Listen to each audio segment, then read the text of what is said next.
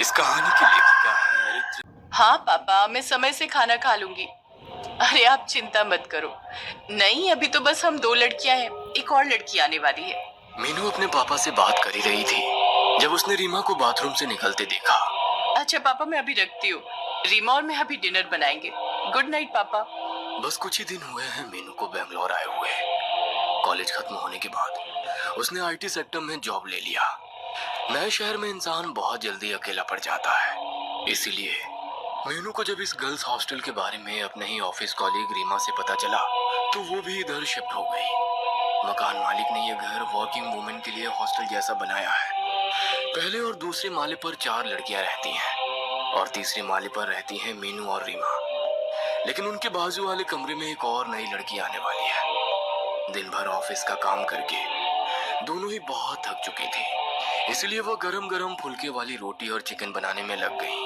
मीनू और रीमा थोड़े से टाइम में ही बहुत अच्छे दोस्त बन गए हैं। वो बातें कर रहे थे और खाना बना रहे थे कि तभी अचानक मीनू ने गेट खोलने की आवाज सुनी। कोई सीढ़ियों से चलकर ऊपर आ रहा था। शायद नई लड़की आ गई।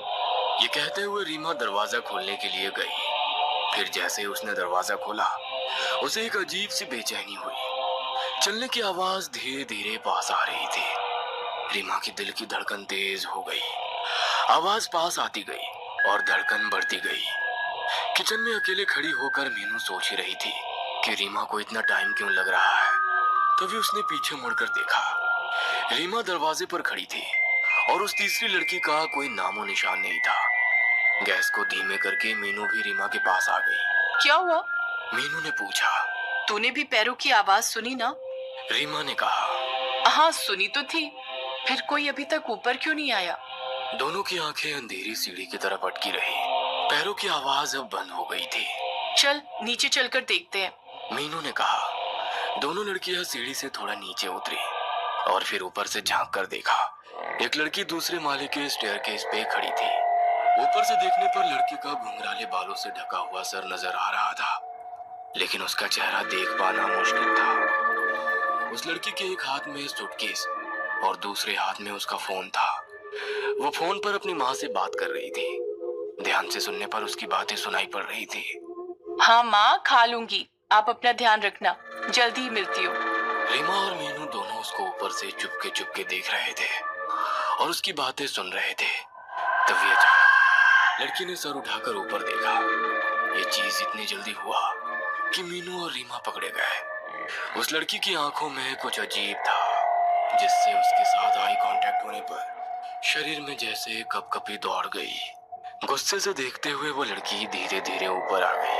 मीनू और रीमा दरवाजे पर अपनी ऑकवर्ड स्माइल लेकर खड़े रहे। लड़की उनके सामने आकर बोली। क्या तुम लोग मेरी बातें सुन रहे थे? सिचुएशन को कंट्रोल में लेने के लिए मीनू ने झट से जवाब दिया। नहीं, हमने सीढ़ियों पर किसी के चलने की आवाज सुनी तो दरवाजा खोलने आ गए। लैंडलॉर्ड अंकल ने बोला था कि तुम आज आने वाली हो।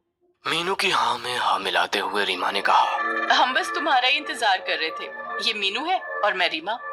नई लड़की ने शक भरी नजरों से दोनों को देखते हुए कहा। मैं जामिनी। इससे पहले कि और बातें हो पाती, जामिनी अपना सूटकेस लेकर सीधा अपने रूम में चली गई और जोर से दरवाजा बंद कर दिया। बड़ी ही अजीब लड़की है ये तो, रीमा ने कहा। नई नई आई है, शायद फैमिली को मिस कर रही है। चलो खाना खाकर सो जाते हैं, कल सुबह मीटिंग के लिए जल्दी उठना है। मीनू किचन में वापस चली गई। खाना खाकर दोनों लड़की गहरी नींद सो रही थी। अचानक प्यास लगने पर मीनू जाग गई। पानी का जग मेज पर रखना वो भूल गई थी। रीमा गहरी नींद में उसी के बाजू में सो रही थी। कहीं उसकी नींद भी टूट ना जाए ये सोचकर मीनू बिना लाइट ऑन किए किचन की तरफ चलने लगी। किचन के बाजू में ही जामिनी का कमरा था। उसका दरवाजा तब भी बंद था। किचन से पानी पीकर मीनू अपने रूम की तरफ लौट ही रही थी कि तभी उसे किसी के फुसफुसाकर बात करने की आवाज सुनाई दी। ध्यान से सुनने पर समझ आया कि आवाज जामिनी के कमरे से आ रही थी। मीनू ने मन ही मन सोचा, ये लड़की इतनी रात गए किससे बात कर रही है? एक कौतूहल मीनू के मन में जागी। बहुत आहिस्ता से थोड़ी सी भी आवाज किए बिना मीनू जामिनी के दरवाजे तक पहुंची। फिर उसने होल से रूम के अंदर झांक कर देखा तो जामिनी बेड पर बैठी है। उसके खुले काले बाल हवा में उड़ रहे हैं। और उसके सामने टेबल पर एक कैंडल जल रही है। जामिनी हाथ में एक फोटोग्राफ पकड़े हुए बेड पे बैठे बैठे झूल रही है और पागलों जैसे बड़बड़ कर रही है। उसके शब्द अच्छे से सुनाई नहीं पड़ रहे हैं, लेकिन उसका ऐसा झूलना काफी डरावना लग रहा है। मीनू कुछ समझ नहीं पा रही थी कि ये नई लड़की ऐसी क्यों है कि तभी उसने ऐसा कुछ देखा जिससे उसके रोंगटे खड़े हो गए। जामिनी ने फोटोग्राफ को टेबल पर रखा और एक छोटा सा बक्सा उठाया। बक्से का ढक्कन खोल के उसके अंदर से उसने एक छिपकली निकाली। जामिनी ने छिपकली को उसके पूंछ से पकड़ा हुआ था। उल्टी लटकती हुई छिपकली अपने जान की भीख मांगती हुई हवा में तैर रही थी, लेकिन जामिनी ने उसकी जान नहीं बख्शी। उसने अपना मुंह खोला और बिना हिचकिचाए उस छिपकली को निगल गई। घिन और भय से मीनू का शरीर सुन्न पड़ गया था। कैसे कोई जीता जागता इंसान छिपकली खा सकता है? कुछ तो गड़बड़ है इस लड़की के साथ। तभी अचानक जामिनी ने मीनू की तरफ सर घुमाया। पता नहीं कैसे बंद दरवाजे के उस पार से जामिनी को पता चला कि मीनू उस पर नजर रख रही है। ऐसा लगा जैसे किसी ने जामिनी को इत्तला किया हो। मीनू झट से पीछे हो गई और एक सेकंड रुके बिना अपने रूम में आकर दरवाजा बंद कर दिया। डर के मारे उसकी सांस फूल गई थी, होठ कांप रहे थे। जामिनी के रूम का दरवाजा खोलने की आवाज आई, फिर उसके पैरों के चलने की आहट मीनू के रूम के बाहर आकर रुक गई। मीनू ने सोचा कि कुछ भी हो जाए जामिनी को पता नहीं चलने देना है कि उसने उसको देख लिया है। 2 मिनट तक कोई आवाज नहीं, केवल मीनू की दौड़ती हुई धड़कन सुनाई दे रही थी। फिर जामिनी के दरवाजा बंद करने की आवाज आई।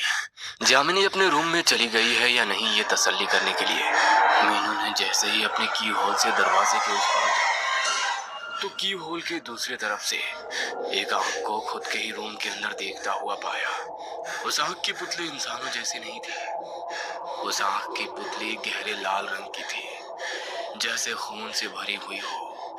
मीनू को लगा जैसे उसका सर घूम रहा है और वो बहुत जल्दी बेहोश होने वाली है। मीनू, मीनू उठ जाओ, लेट हो जाएगा ऑफिस के लिए। रीमा की आवाज से मीनू जाग गई। उठते ही उसको कल रात को देखी हुई सारी घटना एक बुरे सपने जैसी लगने लगी। क्या हुआ था कल रात?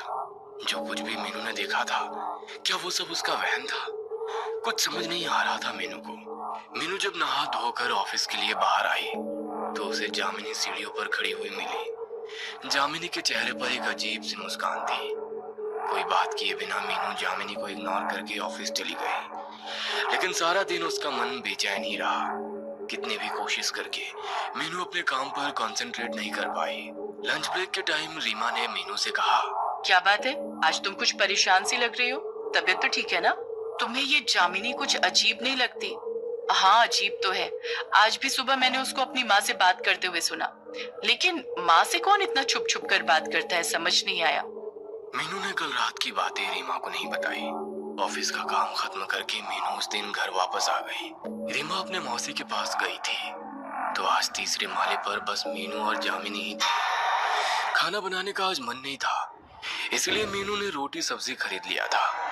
वो किचन में अपना खाना परोसी रही थी कि तभी उसका फोन बजा। पापा का कॉल था। हाँ पापा, बोलिए। बेटा, सब ठीक है ना? नई रूममेट से दोस्ती हुई? नहीं, वो उतनी बात नहीं करती। हाँ, मकान मालिक ने बताया मुझे। बेचारी, तुम और रीमा उसका थोड़ा ख्याल रखना बेटा। किसी के बुरे दिन में साथ देना दोस्तों का काम होता है। हम दोस्त नहीं है पापा, लेकिन आप क्या बात कर रहे हो? क्या बुरा है जामिनी के साथ? अरे बेटा, कुछ ही महीनों पहले उसकी माँ गुजर गई। अपनी माँ के सिवा और कोई नहीं था उसका इस दुनिया में। मकान मालिक भी बहुत दुख के साथ बता रहे थे। थोड़ा ध्यान रखना उसका बेटा, ठीक है ना? मीनू के हाथ से उसका फोन गिर गया। फोन का कांच टूटने की आवाज मीनू के कानों में गूंजती रही, लेकिन इस अचानक सदमे की वजह से उसका पूरा शरीर बर्फ जैसा जम गया था।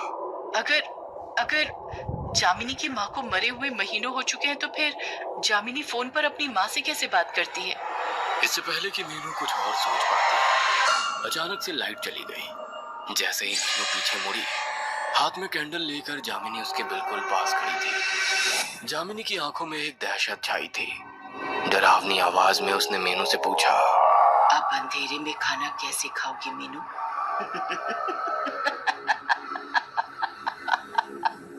जामिनी को खिलखिलाकर हंसते हुए देख मीनू का गला सूख गया। कैंडल की रोशनी में जामिनी और भी भयंकर लग रही थी। तुमने खाना खा लिया क्या? कांपती हुई आवाज के साथ मीनू ने पूछा। जामिनी फिर से हंस पड़ी। तुम्हें तो पता ही है मैं क्या खाती हूँ, है ना?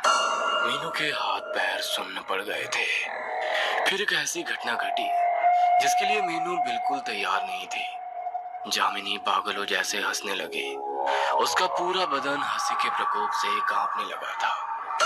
हंसते हंसते जामिनी की आंखें उसके सिर के अंदर की तरफ मुड़ने लगी और उन्हीं आंखों के दूसरी तरफ उस रात को देखी हुई लाल पुतलियों वाली आंखें निकल कर आ गई। वो आंखें किसी इंसान की नहीं थी, वो आंखें थी शैतान की। डरते हुए मीनू ने चिल्लाकर कहा, जामिनी, ये तुम्हें क्या हो रहा है जामिनी? लेकिन अब जामिनी का शरीर उसके बस में नहीं था। वो बिल्कुल बदल चुकी थी। उसके चेहरे से दरिंदगी टपक रही थी, जैसे वो बरसों से खून की प्यासी हो। धीरे धीरे जामिनी अपने सर को दाएं फिर बाएं हिलाने लगी और बचपन में सुना हुआ जानी पहचानी लोरी गाने लगी। लकड़ी की काठी, काठी पे घोड़ा, घोड़े की दुम पे जो मारा, हथौड़ा, दौड़ा दौड़ा दौड़ा घोड़ा, तुम उठा के दौड़ा। पर अब उसके गले से जो आवाज निकल रही थी वो किसी लड़की की आवाज नहीं थी, वो आवाज थी किसी पिशाच की। ऐसे गाते हुए जामिनी मीनू के ऊपर झपटी। मीनू चिल्लाते हुए जमीन पर गिर गई। तभी पता नहीं कैसे मीनू के फोन में अलार्म बजने लगा। मीनू का अलार्म टोन हनुमान चालीसा का श्लोक था। मीनू के पापा ने कहा था कि हर दिन की शुरुआत भगवान के नाम के साथ करें तो दिन अच्छा जाता है। जैसे ही हनुमान चालीसा का धुन गूंजने लगा, जामिनी ने मीनू को छोड़ दिया। जामिनी अपने कान को अपने हाथों से भींचने लगी, जैसे वो पिशाच जामिनी के अंदर से बोल रहा हो, बंद करो, इसे बंद करो। जामिनी का शरीर जमीन पर पड़े हुए कांपने लगा। उसके मुंह से काला खून निकल कर आने लगा। कुछ देर बाद जामिनी बेहोश हो गई। 2 दिन बाद जामिनी के अस्पताल में आंखें खुली। उसको कुछ भी याद नहीं था। डॉक्टर के मुताबिक जामिनी को अपनी माँ के गुजर जाने के गम में दिल का दौरा पड़ा था। लेकिन मीनू जानती है कि जामिनी किसी अतृप्त आत्मा के वश में आ गई थी। शायद जामिनी जब अपनी माँ को बुलाती थी तभी कोई पिशाच उसके दुख का फायदा उठाकर जामिनी के ऊपर हावी हो गया था। मीनू को अब यकीन है कि जामिनी उस पिशाच के हाथों से मुक्त हो चुकी है। लेकिन अभी एक बात जो मीनू को खटक रही है वो ये कि सुबह का मॉर्निंग अलार्म शाम के 7:30 बजे कैसे चालू हो गया था। क्या वो जामिनी की माँ थी जिसने एक ही साथ अपनी बेटी और मीनू की मदद की?